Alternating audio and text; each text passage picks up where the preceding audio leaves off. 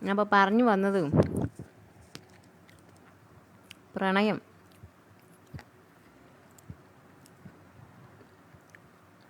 അത് സക്സസ് ആയാൽ നല്ലത്, അത് ഫെയിലായാൽ ഇത്രയും വലിയ ഒരു ലോക ഫ്രോഡ് തരം ഇല്ല. അതുപോലെ തന്നെ ലിവിങ് ടുഗദർ, എനിക്ക് ചില കാര്യത്തിൽ ഭയങ്കരമായിട്ട് ഈ ലിവിങ് ടുഗദർ എന്ന് പറയുമ്പോൾ തന്നെ ചിലതൊക്കെ അങ്ങ് പോകുന്നുണ്ട്. എന്നാലും താലി കെട്ടാതെ അങ്ങ് കൂടെ താമസിക്കുക എന്നൊക്കെ പറയുമ്പം ഞാനും ചെയ്തിട്ടുള്ള പരിപാടി തന്നെയാണ്. എനിക്കിപ്പം അതാലോചിക്കുമ്പം ഞാനിങ്ങനെ ചിന്തിക്കാറുണ്ട്, ഓസിക്ക് അങ്ങ് പെണ്ണിൻ്റെ കൂടെ അങ്ങ് താമസിച്ച് അങ്ങ് കാര്യം കഴിഞ്ഞിട്ട് എപ്പം സ്റ്റോപ്പ് ചെയ്യണോ അപ്പം നിർത്തിയിട്ട് അങ്ങ് പോകുന്ന ഒരു സമ്പ്രദായമാണ് ലിവിങ് ടുഗദർ എന്ന് പറയും. അല്ലാണ്ട് ഇപ്പം എന്നാ പറയാനാ? അതാവുമ്പോൾ പിന്നെ അച്ഛനെ പേടിക്കണ്ട, അമ്മനെ പേടിക്കണ്ട, വീട്ടുകാരെ പേടിക്കണ്ട, നാട്ടുകാരെ പേടിക്കണ്ട, വേണ്ട എന്ന് പറയുമ്പോൾ സ്റ്റോപ്പ്. ഇത് അതിൽ ഈ ലിവിങ് ടുഗദർ എന്ന് പറയുന്ന ഒരു സംഭവത്തിൽ തേപ്പ് എപ്പോൾ വേണമെങ്കിലും കിട്ടാവുന്ന ഒരു 99% നമുക്ക് പ്രതീക്ഷിക്കാം. ഇത് ഇപ്പോൾ ഒരു കല്യാണം കഴിച്ചു കഴിഞ്ഞാൽ ഭർത്താവിൻ്റെ പേരിലോ അല്ലെങ്കിൽ ഭാര്യയുടെ പേരിലോ രണ്ടുപേരിലോ ആരെങ്കിലും അടി കൂടി കഴിഞ്ഞാലോ വഴക്കൂടി കഴിഞ്ഞാലോ വീട്ടുകാർ വന്ന് സോൾവ് ആക്കി തരും. അതേ സ്ഥാനത്ത് ലിവിങ് ടുഗദർ എന്നൊക്കെ പറയുമ്പോൾ സോൾവ് ആക്കാനൊന്നുമില്ല, വിട്ടു പൊക്കോളണം. ഒരു സുപ്രഭാതത്തിൽ കയറി ചെല്ലുക, ഒരു സുപ്രഭാതത്തിൽ ഇറങ്ങി ചെല്ലുക. അതേപോലെ പ്രണയത്തിലും അങ്ങനെയൊക്കെ തന്നെ. പ്രണയം സക്സസ് ആയാൽ അത് ഏറ്റവും വലിയ സക്സസ് ആയിട്ട് തന്നെ നിൽക്കും. അല്ലെങ്കിൽ നമ്മുടെ ലൈഫ് കോഞ്ഞാട്ടായി എന്നും വേണമെങ്കിൽ പറയാം. ഓരോന്നിനെ അഡിക്റ്റായി നിൽക്കത്തില്ലേ, എന്താണെന്ന് പറയാം, ഒരാൾ മയക്കുമരുന്നിന് അഡിക്റ്റായി, അല്ലെങ്കിൽ കള്ളിന് അഡിക്റ്റായി, അല്ലെങ്കിൽ കഞ്ചാവിന് അഡിക്റ്റായി എന്ന് പറയില്ലേ, അതുപോലെ തന്നെ ഒരു പ്രണയം എന്ന് പറയുന്നത് അതും ഒരു അഡിക്റ്റാണ്. അതിൽ അഡിക്റ്റായി പോയി കഴിഞ്ഞ് കഴിഞ്ഞാൽ നമുക്ക് ഒരിക്കലും തിരിച്ചു വരാൻ പറ്റത്തില്ല. അതിൽ കുറച്ച് പേര് എന്താ പറയുക, ഒരു 90% ആൾക്കാരും പ്രണയം നിരസിച്ചിട്ടും കല്യാണം കഴിച്ചു കഴിഞ്ഞിട്ടും അവിടെ പ്രശ്നങ്ങളുണ്ടായിട്ടും അങ്ങ് വിട്ടങ്ങ് പോകും. ഈ പ്രണയിക്കുന്നവർക്ക് എന്ന് പറയുന്നത് ഇപ്പം അച്ഛനമ്മമാർ വീട്ടുകാർ തമ്മിൽ ആലോചിച്ച് കല്യാണം കഴിച്ചിട്ട് എന്നിട്ട് പ്രണയിക്കുന്നതിൽ അതൊരു സത്യസന്ധതയുള്ള ഒരു പ്രണയമാണെന്ന് പറയാം. അല്ലാത്തത് പ്രണയിച്ച് കല്യാണം കഴിച്ചിട്ട് ഒക്കെ ആകുമ്പോൾ അത് അവരുടെ ഉള്ളിൽ ചിലവരുടെ ഉള്ളിലൊക്കെ ഭയങ്കരമായിട്ട് ഒരേപോലത്തെ ഡ്രസ്സ് ഇടണം, ഒരേപോലത്തെ അതിടണം, ഇല്ലെങ്കിൽ ഇതൊന്ന് ചെയ്തില്ലെങ്കിൽ അങ്ങനത്തത് ശരിയല്ല, ഇങ്ങനത്തെ ഉള്ള കുറേ കാര്യങ്ങൾ. അതിൽ കുറേ വഴക്കുകളും, നീ ആരെ വിളിച്ചു, ഞാൻ ആരെ വിളിച്ചു, ഞാൻ ഇങ്ങനെ ചെയ്തു, ഞാൻ അങ്ങനെ ചെയ്തു, ഇങ്ങനെ. ഞാനും ഇതിൽ ഉൾപ്പെടുന്നതാണ്. പക്ഷേ ഏറ്റവും നല്ലത് അറേഞ്ച് മാരേജായിട്ട് വീട്ടുകാർ തമ്മിൽ ആലോചിച്ച് കല്യാണം കഴിക്കുന്നത് തന്നെയാണ് എന്ന് തന്നെ പറയും.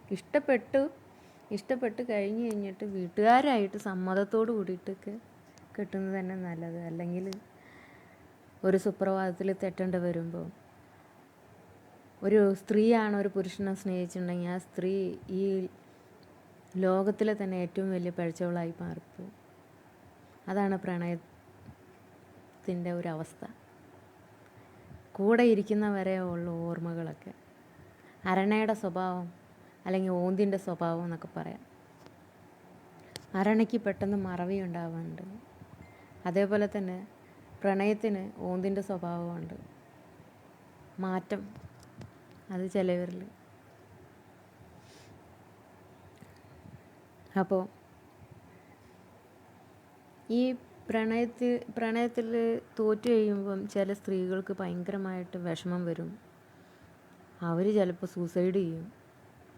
അങ്ങനെയൊക്കെ ചെയ്യുന്ന ഒരു കാലഘട്ടത്തിൽ പ്രണയം തോറ്റ് തുന്നമ്പാടി നിൽക്കുന്ന ഒരു സ്ത്രീയെ പൊതുസമൂഹത്തിൻ്റെ മുന്നിൽ തേജോവധം ചെയ്ത് വലിച്ചു കീറുന്ന ആ ഒരു അവസരത്തിൽ അവളെ താങ്ങും തണലായിട്ട് കൂട്ടുകാരില്ലായിരുന്നെങ്കിൽ ഒരുപക്ഷെ അവൾ ആത്മഹത്യയിലേക്ക് പോയേനെ. ഞാൻ തന്നെ. അപ്പോൾ പിടിച്ചു നിൽക്കുക, സമയമുണ്ട്, ഒരു സമയം വരും. പിന്നെ വേറൊന്ന് പറയാനുള്ളത്, എന്നെ സംബന്ധിച്ച്. ഒരു പ്രണയം തോറ്റു കഴിയുമ്പോൾ അവൾ അതേക്കുറിച്ച് തന്നെ ആലോചിച്ച് കഴിഞ്ഞ് ജീവിക്കാൻ തുടങ്ങിക്കഴിഞ്ഞ് ജീവിതം മൊത്തം പാളിച്ചകളായിരിക്കും. ഒന്നും ശരിയാവത്തില്ല. ഒന്നും ചെയ്യാൻ പറ്റില്ല. മാനസിക രോഗി പോലെ ആയിപ്പോവും. സ്റ്റാറ്റസ് ഇടണം, നീ പോയാൽ എനിക്കൊരു ചുക്കുമില്ല, ആനയാ ചേനയാ, ഈ പ്രണയത്തെക്കുറിച്ച് തന്നെ സ്റ്റാറ്റസ് ഇട്ട് കഴിഞ്ഞ്, ഇല്ലെങ്കിൽ അതിനെക്കുറിച്ച് തന്നെ ചിന്തിച്ച്, അവൻ എന്ത് ചെയ്യണമെന്ന് ചിന്തിച്ച്, അവനെക്കുറിച്ച് ആലോചിച്ച് പോകാൻ പറ. കല്ലി വല്ലി. നമ്മൾ വേറൊരു കാര്യത്തിൽ അത് മറക്കാനായിട്ട് വേറൊരു കാര്യത്തിൽ ഇടപെട്ട് നോക്കും. 2 ദിവസത്തെ വിഷമം ഉണ്ടാവുള്ളൂ. 3-ാം ദിവസം നമ്മൾ വേറൊരു ലോകത്തായിരിക്കും. ഇതന്നെ എനിക്ക് പറയാം. ഞാൻ മാറി, 100% മാറി. ഇനി എന്നെ പിന്നോട്ട് വലിപ്പിക്കാനോ പിന്നിലേക്ക് കയറിട്ട് വലിക്കാനോ എത്ര നോക്കിയാലും പറ്റത്തില്ല. കാരണം മാറാനുള്ള ഒരു ധൈര്യം തന്നത് എന്നെ തേച്ചിട്ട് പോയ ആൾ തന്നെയാണ്.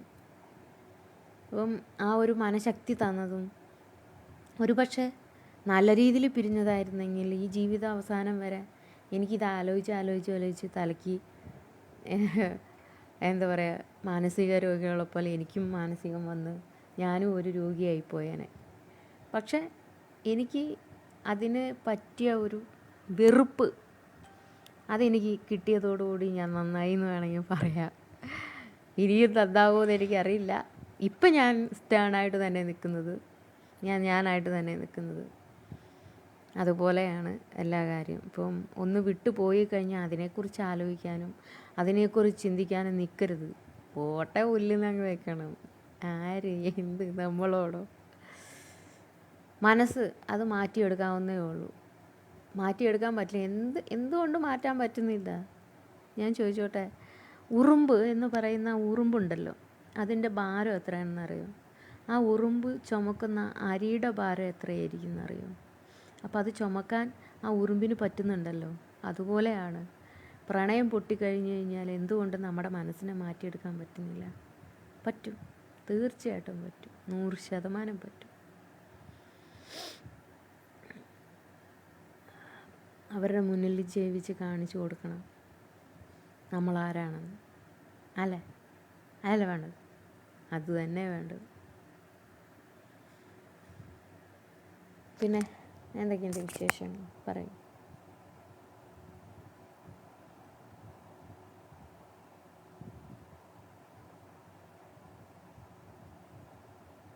എനിക്ക് ഇനിയും ഉണ്ട് കുറച്ച് കടമ്പകൾ കടക്കാനായിട്ട്. അതും കൂടി താണ്ടി കഴിഞ്ഞു കഴിഞ്ഞാൽ ഞാൻ വേറെ ലെവലാവും എന്നുള്ള വിശ്വാസം എനിക്കുണ്ട്. കുറച്ച് സ്റ്റേജുകൾ താണ്ടാനുണ്ട്. ഒരു 2-3 മാസത്തെ ഗ്യാപ്പ്. ആ 3 മാസത്തെ ഗ്യാപ്പിനുള്ളിൽ ഞാൻ സ്റ്റാണാവും.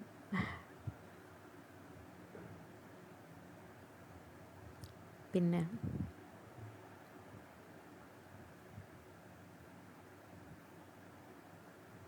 സുഖമാണ്.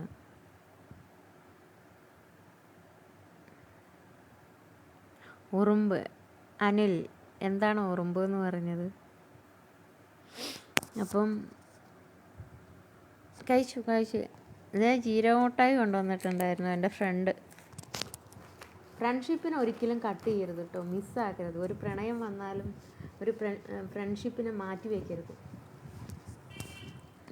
മാറ്റി വെച്ച് കഴിഞ്ഞാൽ ഞങ്ങൾ ഒറ്റപ്പെട്ട് കഴിഞ്ഞാൽ ഒരുപാട് കഷ്ടപ്പെടും. ഒന്ന് വിളിക്കാൻ പോലും ആരുമില്ലാതെ കഷ്ടപ്പെടും. സ്റ്റാണായിട്ട് നമ്മുടെ കൂടെ നിൽക്കാനുള്ളത് നമ്മുടെ ഫ്രണ്ട് മാത്രമേ ഉണ്ടാവുള്ളൂ. അതുപോലെ ഒന്നും മനസ്സറിഞ്ഞ് കൊടുക്കരുത്. കൊടുത്തു കഴിഞ്ഞാൽ നാളെ നമ്മളിതുപോലെ തളർന്ന് കിടക്കുന്ന സമയത്ത് നമ്മുടെ കയ്യിൽ പൈസയും കൂടി ഇല്ലാത്തൊരവസരം ഒന്ന് ഉള്ളതൊക്കെ ഊറ്റിക്കൊണ്ട് പോയി കഴിയുമ്പോൾ പ്രണയത്തിന് അങ്ങനെ ഒരു ഇതുണ്ട്. കണ്ണില്ല, മൂക്കില്ല, ഒന്നുമില്ല, എന്ത് ചെയ്യണമെന്നും അറിയത്തില്ല. ഉള്ളതൊക്കെ അവനങ്ങ് വാങ്ങിക്കൊടുക്കും. എന്നാൽ കൊണ്ടുവെക്കോ. അതുപോലെ ഇങ്ങനെ ആണുങ്ങളും അങ്ങനെ ചെയ്യാറുണ്ട്. ആണുങ്ങൾ ചെയ്യുന്നത് കുറച്ചേ ഉള്ളൂ എന്ന് പറയാം, പെണ്ണുങ്ങളാണ് കൂടുതലും. എന്നെ സംബന്ധിച്ച് എൻ്റെ സ്വഭാവം വെച്ച് ഞാനാണ് കൂടുതൽ ചെയ്യാറ്. അപ്പോൾ അതൊക്കെ കുറച്ച് മാറ്റി വയ്ക്കുക. അല്ലെങ്കിൽ നമുക്ക് ഷോക്കായി പോവും. ഷോക്കടിച്ച് തലേന്ന് കിളി പറന്ന് പോയിട്ട് ഇനി എപ്പോഴാണ് വരിക എന്ന് വെച്ചിട്ടിരിക്കേണ്ടി വരും. അപ്പോൾ അതുകൊണ്ട് ഒറ്റപ്പെട്ട ഒരു സമയത്ത് നമ്മുടെ കയ്യിൽ 10 പൈസ ഇല്ലാണ്ടിരിക്കുന്ന ഒരു അവസരം നോക്കിയോ. ഞാനെല്ലാം ഓരോരോ ആൾക്കാരെ എന്നെ വിളിച്ചിട്ട് പറഞ്ഞു, ചേച്ചി എല്ലാം കണ്ടറിഞ്ഞ് ചെയ്യണം, അങ്ങനെ അങ്ങനെ ഒരുപാട് ഉപദേശം. ഞാനെല്ലാം കണ്ടറിഞ്ഞ് തന്നെ ചെയ്യുന്നത്. ഞാൻ എനിക്ക് വേണ്ടപ്പെട്ടവർക്കൊക്കെ മാറ്റി വെച്ചിട്ട് എന്നിട്ട് തന്നെ ഞാൻ ഈ കളിയിൽ ഇറങ്ങിയിരിക്കുന്നത്. അപ്പം ചെയ്യേണ്ട കാര്യങ്ങളൊക്കെ ഞാൻ ചെയ്തിട്ടും സ്റ്റേണായിട്ട് നിന്നിട്ടും തന്നെ നിൽക്കുന്നത്. അതിലൊരു മാറ്റവും. അതുകൊണ്ട് തന്നെ ഇപ്പോൾ എന്നെ ഒരാൾ പ്രണയിച്ചു, പെട്ടെന്ന് അങ്ങ് ഇട്ടിട്ട് പോയി, പോടാ പുല്ലേന്ന് പറയത്തുള്ളൂ. കാരണം ഞാൻ അത്രയ്ക്ക് തളർന്ന് കുത്തി നിന്നിട്ടൊന്നുമില്ല. അതൊക്കെ അവരവരുടെ വിചാരം മാത്രമേ ഉള്ളൂ. ദയ എല്ലാം പോയി, നഷ്ടപ്പെട്ട്, കുത്തുവാളെടുത്ത് പണ്ടാറടങ്ങിയത് എല്ലാം മാറ്റി ഒരു ലെവലിൽ വെച്ചിട്ട് തന്നെ ദയ കളിക്കുന്നത്. അത്രയ്ക്ക് പൊട്ടി അല്ല ഞാൻ. 38 വയസ്സുണ്ട്, അതിൻ്റേതായ പക്വതയുമുണ്ട്. ഞാൻ പിന്നെ ചില സമയങ്ങളിൽ ഒരു കുട്ടിത്തം കാണിക്കുന്നുണ്ട്, അല്ലെങ്കിൽ ഒന്നും അറിയാത്തൊരു രീതിയിലുള്ള ഒരു പെരുമാറ്റം. ചിലപ്പോൾ അതെൻ്റെ സ്വഭാവമായിരിക്കും, ഒരു കുട്ടിത്തം, ഒരു കുണുങ്ങലും ഒക്കെ. പക്ഷേ ഞാൻ ചെയ്യേണ്ട കാര്യങ്ങൾ ഞാൻ ചെയ്യുക തന്നെ ചെയ്യും. അന്തം വിടാൻ പോകുന്നേ ഉള്ളൂ. കുറച്ച് ആൾക്കാരിൻ്റെയൊക്കെ സംസാരവും രീതിയും, അയ്യോ ദയ ഒരു പൊട്ടിയായി പോയല്ലോ, ദയ ഇങ്ങനെ ആയിപ്പോയല്ലോ, ദയ അങ്ങനെ ആയിപ്പോയോ, ദയയുടെ കയ്യിലുള്ളതൊക്കെ കൊണ്ടുപോയോ എന്നൊക്കെ. ദയയുടെ കയ്യിൽ നിന്ന് ഈ ഇതിങ്ങനെ ഒരു രോമം ദിവസേന പോകുന്നുണ്ട്. ആ രോമം പോയ കണക്കേ കൂട്ടത്തുള്ളൂ. പോയത് എൻ്റെ കയ്യിൽ നിന്ന് പോയത് അത്രയും ഞാൻ കൂട്ടത്തുള്ളൂ, അതിലപ്പുറമൊന്നും ഞാൻ കൂട്ടത്തില്ല. ഞാൻ ജീവിതത്തിൽ ഇതിങ്ങനെ ഒരു സാധനം, ഒരു മുടി ഇങ്ങനെ പിഴുതിങ്ങനെ പോവും, അത് നമ്മളറിയാതെ പോകുന്നതാണ്, അത്രയേ ഉള്ളൂ. പിന്നെ നമ്മൾ പല്ല് തേക്കുന്ന സമയത്തേ നമ്മുടെ ബ്രഷ് ഉണ്ടല്ലോ, അത് നമുക്ക് വേണ്ടപ്പെട്ട സാധനമാണ്. ബ്രഷും പേസ്റ്റും രണ്ടും നല്ലതാണ്, ശരിയല്ലേ? പേസ്റ്റ് ബ്രഷിലിടുന്നു, ബ്രഷ് എടുത്തിട്ട് നമ്മൾ ഡെയിലി രാവിലെയും വൈകുന്നേരവും, ചിലവർ 2 നേരം പല്ല് തേക്കും. അപ്പോൾ പല്ല് തേക്കുന്ന സമയത്ത് ആ ബ്രഷ് മോണക്കിട്ട് അറിയാതെ തന്നെ കുത്തും എന്ന് കരുതി ആ ബ്രഷിനെ എടുത്ത് അപ്പുറത്തേക്ക് ഇടുമോ? അത് നമ്മുടെ കയ്യിൽ നിന്ന് പറ്റുന്ന ഒരു പറ്റാണ്, നമ്മുടെ കയ്യിൽ നിന്ന് അറിയാതെ പോകുന്ന ഒരു അബദ്ധമാണ്, നമ്മൾ തന്നെ അറിയാതെ ആവുന്നതാണ്. അതുപോലെ എന്നിൽ അറിയാതെ ആയ ഒരു പ്രണയം, അല്ലെങ്കിൽ ഞാൻ വരുത്തി വെച്ച വിന, അത് ഞാൻ അനുഭവിച്ചു കഴിഞ്ഞു എന്ന് കരുതി ഞാനിത് എനിക്കിട്ട് താങ്ങുന്നവന്മാർ, അല്ലെങ്കിൽ എൻ്റെ കൂടെ വന്നിട്ട് പ്രണയം നടിച്ചിട്ട് പോയിട്ട് എന്നെ കുറേ കുറ്റം പറഞ്ഞ് ലൈവിൽ വന്ന് കുറേ, അല്ലെങ്കിൽ പോകാൻ നേരത്ത് ഒരിച്ചിരി അതിസാമർത്ഥ്യം കാണിച്ചു, ഞാൻ എന്തായാലും അവളുടെ കുറേ അങ്ങ് ഊറ്റി, ഇനി ഞാൻ അങ്ങ് സമാധാനിച്ച് സന്തോഷിച്ച് അങ്ങ് ഇരിക്കട്ടെ എന്നുള്ള ഒരു വിചാരം ഞാനായിട്ട് വരുത്തി വെച്ചതാണ് ഉള്ളിൽ. ഞാൻ ആരാണെന്ന് എനിക്ക് മാത്രമേ അറിയുള്ളൂ.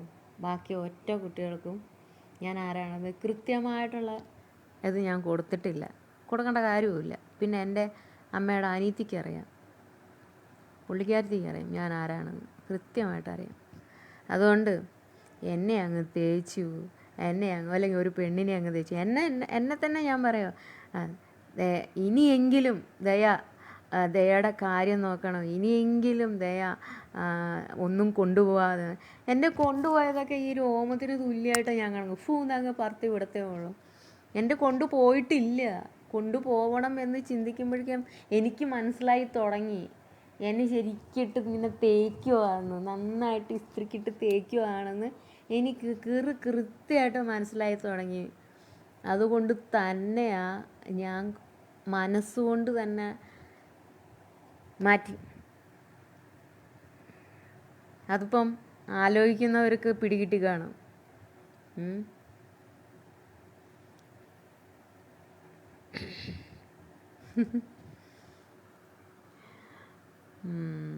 അപ്പോൾ എനിക്ക് വേണ്ട. പിന്നെ ചിലർ പറയണ ദയക്ക് നല്ലൊരു കല്യാണം കഴിച്ചുകൂടെ? കല്യാണം കഴിക്കാനുള്ള ഇപ്പം എന്താണ് ഇപ്പോൾ സ്ത്രീധനം എന്നൊക്കെ പറയുമ്പോൾ ഇപ്പോൾ കൊടുക്കൽ ഇങ്ങനെ ഇത് കല്യാണം കഴിക്കാണ്ടിരിക്കുക നല്ലത്. എന്തിനാണ് വെറുതെ കാശ് കൊടുത്തിട്ട് വെറുതെ കടിക്കണ പട്ടിണ വാങ്ങണത്? ഇപ്പം സന്തോഷത്തോട് കൂടിയിട്ടെങ്കിലും എനിക്കിപ്പം സമാധാനത്തിൽ ഒറ്റയ്ക്കെങ്കിലും നിൽക്കാം. ഒരുത്തൻ വന്നു, കുറച്ച് നാൾ കൂടെ നിന്നു, അവൻ്റെ കാര്യം നോക്കിപ്പോയി, ഞാൻ എൻ്റെ കാര്യം നോക്കിപ്പോയി. ലൈവിൽ എന്തൊക്കെയോ അങ്ങോട്ടും ഇങ്ങോട്ടും പരത്തേറി അങ്ങോട്ടും ഇങ്ങോട്ടും വിളിച്ചു. സ്വസ്ഥം ശാന്തം കഴിഞ്ഞു. എന്തിനാണ് ഒരു നിയമപരമായിട്ട് കല്യാണമൊക്കെ കഴിഞ്ഞ് കുറേ പൈസയും ആർഭാടമായിട്ട് അങ്ങ് കഴിച്ചു കഴിഞ്ഞിട്ട് അവൻ്റെ കയ്യിൽ നിന്ന് ഇമ്മാതിരിയുള്ള കൊടും മരണം വാങ്ങണത്? എനിക്ക് അതിൻ്റെ ആവശ്യമില്ല. കൂടെ കഴിഞ്ഞു, പോയി, അവൻ്റെ കാര്യം നോക്കിപ്പോയി. ഇനി അവൻ വേറെ ആരുടെയെങ്കിലും പിന്നാലെ പോയി കാണും ഇതുപോലെ എന്നെ ചീറ്റി. പക്ഷേ ഞാനൊരിക്കലും വിശ്വസിക്കുന്നില്ല. എന്തെന്നറിയാം, കൂടെ നിന്നിട്ട് എൻ്റെ കുറേ എന്തൊക്കെയോ അങ്ങ് ആക്കി എന്നുള്ള ഒരു സാമർത്ഥ്യം പുള്ളിക്കാരനുണ്ട്. എൻ്റെ എന്തൊക്കെയോ ആക്കി തീർത്തു, ഞാൻ എന്തൊക്കെയോ ആക്കിയിട്ടുണ്ട് എന്ന്. അത് പുള്ളിക്കാരനും അങ്ങനത്തെ ഒരു വിചാരമുണ്ട്, പുള്ളിക്കാരൻ്റെ കൂടെ ഒട്ടി നിൽക്കുന്നവർക്കും ഉണ്ട്. എന്തെന്നറിയോ, എല്ലാം കൊണ്ടും അങ്ങ് ഒന്നുമില്ലാതായി, അവളുടെ കുറേ എന്തൊക്കെയോ പോയി. ഇനിയിപ്പോൾ എന്നാ പറയാനാ? ഞങ്ങൾ അതിസാമർത്ഥ്യം കാണിച്ചു. പക്ഷേ അതിസാമർത്ഥ്യം കാണിച്ചത് ഞാൻ അതിസാമർത്ഥ്യം തന്നെ കാണിച്ചു. കാരണം എന്താണെന്ന് വെച്ചാൽ എൻ്റെ കയ്യിൽ നിന്ന് മാത്രം കാശ് മാത്രം കണ്ടുകൊണ്ട് നിൽക്കുന്നത് എന്ന് എനിക്ക് എപ്പോൾ മനസ്സിലായോ അന്ന് തൊട്ട് ഞാൻ തട്ടാൻ തുടങ്ങിയതാണ്. പക്ഷെ പോകുന്നില്ല, ശരിക്കും പോകുന്നില്ല. പോകാത്ത ആ സമയത്ത് ഞാൻ തന്നെ കണ്ടെത്തിയ ഒരു ഐഡിയ ആണ്. ഞാൻ എൻ്റെ മനസ്സിൽ ചിന്തിച്ചു, ഇവന് എന്നോട് പ്രണയമുണ്ടോ, അതോ എന്നോടാണോ പ്രണയം, എൻ്റെ പണത്തിനോടാണോ പ്രണയം, അതോ എൻ്റെ ശരീരത്തിനാണോ പ്രണയം, എന്തിനാണ് പ്രണയം എന്ന് ഞാൻ റിവൈൻഡ് ചെയ്ത് ആലോചിച്ചിട്ട് ഞാൻ അതിനൊരു ചെറിയൊരു ഞുണുക്ക് പണി അങ്ങ് കൊടുത്തു. ആ പണി ശരിക്കും അങ്ങ് ഏറ്റു. ഇപ്പോൾ ഒരു ഫേക്ക് ഐ ഡിയിലാണെങ്കിൽ കൂടി എൻ്റെ കുറച്ച് ഫോട്ടോസ് കണ്ടു എന്ന് വിചാരിച്ചിട്ട് എൻ്റെ അവൻ്റെ അല്ലേ എന്തുകൊണ്ട് പൊള്ളണം? അപ്പം ഞാൻ മനസ്സിലാക്കി, ഇത് എനിക്കിട്ട് താങ്ങാനായിട്ട് ഒരു ആലോചന, ഒരു തിട്ടം, അല്ലെങ്കിൽ ഒരു പടി. പക്ഷേ ഞാൻ അതിലും വലിയ പഠിച്ചോളാന്നുള്ള കാര്യം അറിയത്തില്ലേ? അവനെക്കാട്ടിലും കുറച്ച് ഓണം, ഈ പറ്റിക്കുന്നവരെക്കാട്ടിലും കുറച്ച് ഓണം ഞാൻ ഉണ്ടിട്ടുള്ളതാണ്. അതുകൊണ്ട് എന്നെ പറ്റിക്കാൻ പറ്റില്ല. പിന്നെ എന്നോട് കുറച്ച് പേര് പറഞ്ഞു, എല്ലാം മാറ്റി വെച്ചിട്ട് കളിക്കണം. ഞാനെല്ലാം മാറ്റി വെച്ചുകൊണ്ട് തന്നെ കളിക്കുന്നത്. പിന്നെ വീടിൻ്റെ കാര്യത്തിൽ ഒരു വീട് എടുക്കുന്നില്ല. വീടെടുക്കാൻ എനിക്ക് ഇന്ന് ഞാൻ വിചാരിച്ചാൽ എനിക്ക് പറ്റും. പക്ഷെ ഞാൻ എടുക്കാത്തത്, ഞാൻ സ്ഥിരമായിട്ട് എന്ന് ഈ കേരളത്തിൽ നിൽക്കുന്നു അന്നാണ് ഞാൻ സ്വന്തമായിട്ടൊരു വീടെടുത്തിട്ട് നിൽക്കത്തുള്ളൂ. എന്താണെന്ന് വെച്ചാൽ ഞാനത് വീടെടുത്ത് കഴിഞ്ഞപ്പോൾ ഇപ്പോൾ വെള്ളപ്പൊക്കം, മഹാമാരി എല്ലാം വരുന്നുണ്ട്. നമ്മൾ കഷ്ടപ്പെട്ട് പണിയെടുത്ത് ഉണ്ടാക്കിയ വീട് എങ്ങാനും കുത്തിയൊലിച്ചങ്ങ് പോയി കഴിഞ്ഞാൽ ഇച്ചിരി തണ്ണണ്ടേ? വാടക കൊടുത്താൽ പോട്ടെ പുല്ല് എന്നൊക്കെ ചോദിക്കുകയുള്ളൂ. അതുകൊണ്ട് വയസ്സാം കാലത്ത് എനിക്ക് കുറച്ച് സ്ഥലവുമുണ്ട്. ഞാനായിട്ട് സ്വന്തമായിട്ട് പണിയെടുത്ത് ഉണ്ടാക്കി ഒരു സ്ഥലത്ത് വാങ്ങി വെച്ചതും ഉണ്ട്. ഇപ്പം എനിക്ക് പറയണം തോന്നി, നിങ്ങളോട് പറയണം തോന്നി, പറയുവാണ്. ഞാനായിട്ട് എൻ്റെ കുറച്ച് സംഭവങ്ങളുണ്ട്. അതൊന്നും ഞാൻ എന്നെ തേച്ചിട്ട് പോയ നാറിയോട് പറഞ്ഞിട്ടില്ല. പക്ഷെ എനിക്ക് ഇപ്പോൾ ഈ ലൈവിൽ പറയണം തോന്നി. എന്താണെന്ന് വെച്ചാൽ, തേച്ചവൻ്റെ വിചാരം മൊത്തം അങ്ങ് തേച്ചിട്ട് ഊമ്പിച്ചു പോയി എന്നാണ്. പക്ഷെ പോയിട്ടില്ല. ഞാൻ അവനോട് പറയാത്ത കുറേ കാര്യങ്ങളുണ്ട്. എൻ്റെ വീട്ടുകാർക്ക് അറിയാവുന്ന കാര്യമാണ്. ഞാൻ സ്വന്തമായിട്ട് പണിയെടുത്തിട്ട് ഞാൻ കുറച്ച് സ്ഥലവും കാര്യമൊക്കെ വാങ്ങിച്ചു വെച്ചിട്ടുണ്ട്. വീട് പണിയാനുള്ള പൈസ എൻ്റെ കയ്യിലുണ്ട്. ഞാൻ എൻ്റെ മക്കളുടെ പേരിൽ അക്കൗണ്ടിൽ പൈസ ഇട്ടിട്ടുണ്ട്. ബിഗ് ബോസിൽ നിന്ന് കിട്ടിയ പൈസ അപ്പടി എൻ്റെ മക്കളുടെ പേരിൽ ഞാൻ ഇട്ടിട്ടുണ്ട്. ഇതിലും കൂടുതൽ ഞാൻ എന്നാ ചെയ്യണം? നാളെ തട്ടിപ്പോകണം അന്തസ്സായിട്ട് എൻ്റെ അമ്മ ഞങ്ങൾക്ക് വേണ്ടി ഉണ്ടാക്കി വെച്ചിട്ട് പോയിട്ട് ഉണ്ട് എന്ന് തന്നെ പറയത്തുള്ളൂ, ഇല്ലയെന്ന് പറയത്തില്ല. പിന്നെ ഇവനൊക്കെ എവിടം വരെ പോകുമെന്ന് എനിക്കറിയാം. എന്തായാലും സന്തോഷമുണ്ട്, സമാധാനമുണ്ട്. ഇത്തരം നാറികളെ തിരിച്ചറിയാൻ പറ്റിയതിൽ ദൈവത്തോട് നന്ദി. ഞാൻ ദൈവത്തിനെ നന്നായിട്ട് വിശ്വസിക്കുന്നവളാണ്. കാരണം ഞാൻ പറഞ്ഞിരുന്നു, ഒരിക്കൽ ഒരു പോസ്റ്റ് ഇട്ടിരുന്നു ഫേസ്ബുക്കിൽ. ഞാൻ ഗുരുവായൂർ പോയപ്പം ഞാനൊരു ആൾട്ടോയുടെ വണ്ടി മേടിച്ചിട്ടുണ്ടായിരുന്നു. അപ്പോൾ ആൾട്ടോയുടെ വണ്ടി മേടിച്ചപ്പം ഞാനത് പൂജിക്കാനായിട്ട് ഗുരുവായൂർ ക്ഷേത്രത്തിലാണ് പോയത്. അപ്പോൾ അത് പോയി പൂജയും അത് ഇതൊക്കെ 10,000-30,000 രൂപയായി എല്ലാ പരിപാടിയും കൂടി ചെയ്തിട്ട്. അപ്പം അന്ന് അവിടുന്ന് ഞാൻ മേടിച്ച 2 വിഗ്രഹങ്ങളുണ്ട്. ഒന്ന് ശരിക്കും ഓടിൻ്റെ തന്നെയായിട്ട് അതിന് കുറേ തട്ടുകളും പൂജാ സാധനങ്ങളും ഉണ്ട്. അതേപോലെ തന്നെ ഒരു പ്ലാസ്റ്റിക്കിൻ്റെ ഞാൻ വാങ്ങിച്ചു. ആ 2 എണ്ണം വാങ്ങിക്കുന്നതിൻ്റെ കാര്യം എന്താണ്? കണ്ണനെ ഒന്ന് ഞാൻ എൻ്റെ വീട്ടിൽ പൂജിച്ച് വയ്ക്കും, ഒന്ന് എൻ്റെ വണ്ടിയിൽ ഫ്രണ്ടിൽ വെക്കാനാണ് കണ്ണനെ. ഞാൻ അങ്ങനെ വെച്ചു. കുറച്ച് നാൾ ആ വണ്ടി ഓടിക്കാൻ ഒരു ഡ്രൈവർ ഉണ്ടായിരുന്നു. അതും എന്നെ നന്നായിട്ട് തേച്ചിട്ട് പോയി. ഞാൻ ഡ്രൈവർ. അപ്പം ഇവരൊക്കെ ചിന്തിക്കുന്നത് എന്താ പറയുക, ഓരോരുത്തരും എൻ്റെ അടുത്ത് കൂടി നൈസായിട്ട് കൂടിയിട്ട്, ഞാൻ നൈസായിട്ട് കൂടുന്നവരെ എനിക്ക് മനസ്സിലാക്കാൻ പറ്റും. ഞാൻ മനസ്സിലാക്കാൻ ശ്രമിക്കും. എന്നിൽ എന്ത് കണ്ടിട്ടാണ് ഇവർ എൻ്റെ കൂടെ കൂടുന്നതെന്ന് ഞാൻ മനസ്സുകൊണ്ട് നന്നായിട്ട് ചിന്തിക്കും, റിമാൻഡ് ചെയ്യും. ഇതിലേക്കാണല്ലോ പോണത് എന്ന് ഞാൻ അവരുടെ പല രീതിയിലുള്ള ഇതും നോക്കും. ഇപ്പം ഞാൻ എൻ്റെ ഇപ്പോൾ വന്ന എന്നെ സ്നേഹിച്ച ആളിനോട് ഞാൻ പലതവണ ഞാൻ ചോദിക്കുകയുണ്ടായി, എനിക്ക് നിങ്ങളുടെ കൂടെ ജീവിക്കണം, എന്നെയും കൊണ്ടുപോകുമെന്ന്. ഒരു കാലത്തും കൊണ്ടുപോകത്തില്ലെന്ന് നമുക്ക് മനസ്സിലായപ്പോൾ ഞാൻ മനസ്സിൽ ദൃഢനിശ്ചയം എടുത്തു, ഇത് കാശിന് വേണ്ടിയിട്ട് തന്നെയാണ്. അപ്പം ഞാൻ അറിഞ്ഞൊരു ചെറിയൊരു പണി അങ്ങ് തുടങ്ങി. അത് ഏറ്റു. ഞാൻ മനസ്സിലാക്കി, ഞാൻ പിന്മാറി.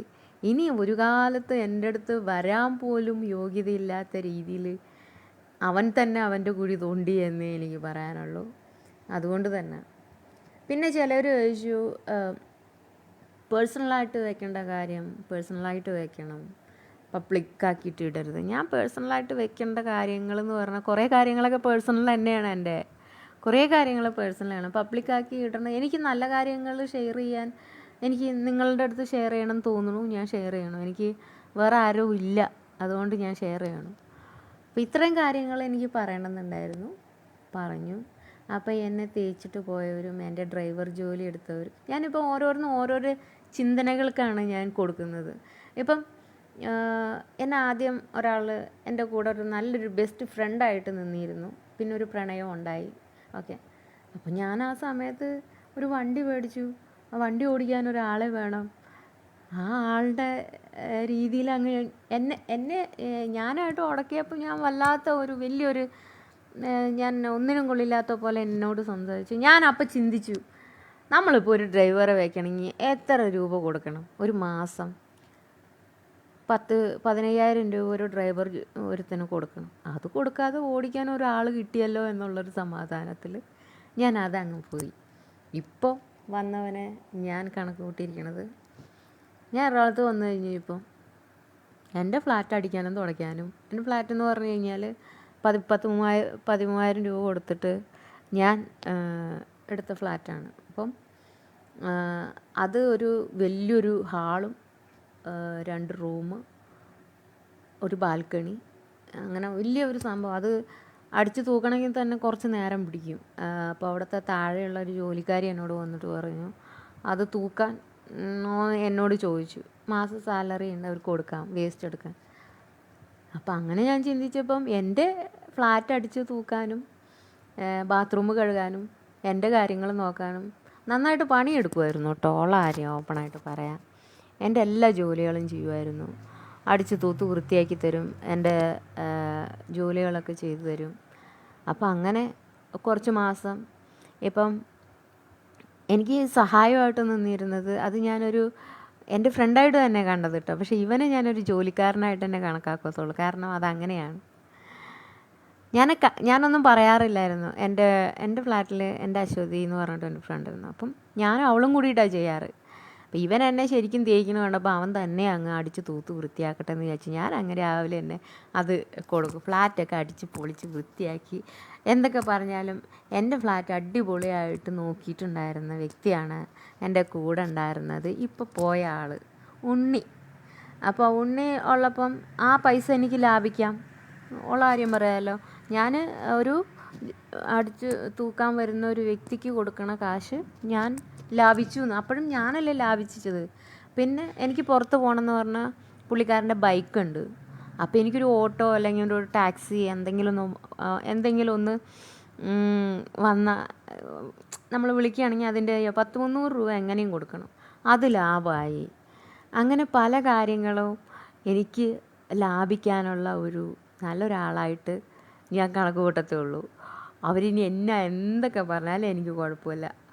അപ്പം ഇത്രയൊക്കെ ചെയ്തു തന്നു. ഇനി ഞാൻ എന്നാ ചെയ്യണം? ഇനി ഞാൻ അവർ പോയ സ്ഥിതിക്ക് ഒന്നുമില്ലെങ്കിലും ഞാൻ സ്വന്തമായിട്ട് ചെയ്യേണ്ടി വരും. അല്ലാന്നുണ്ടെങ്കിൽ ഒരു ജോലിക്കാരിയെ റെഡിയാക്കണം. പറ്റിയില്ല, ഇനി നമുക്ക് വയ്യാണ്ടായാൽ നമ്മൾ ജോലിക്കാരി റെഡിയാക്കില്ല. ഇതിപ്പം നമുക്ക് വയ്യാണ്ടായാൽ അവരുണ്ടായിരുന്നു തൂത്തും തുടച്ചും വൃത്തിയാക്കാനായിട്ട്. ഇനി എന്നാ ചെയ്യാനാ? അത്രയും ചിന്തിക്കുന്നുള്ളൂ. അപ്പോൾ അങ്ങനെ എനിക്കിട്ട് ഉണ്ടാക്കിയിട്ടുണ്ടെങ്കിൽ അവരാണ് ശരിക്കും ഉണ്ടായിട്ടുള്ളത്, ശശിയായിട്ടുള്ളതെന്ന് ഒരിക്കൽ കൂടി ഓർമ്മിപ്പിച്ചുകൊണ്ട് ഞാൻ ഈ ലൈവ് നിർത്തുകയാണ്. നന്ദി, നമസ്കാരം.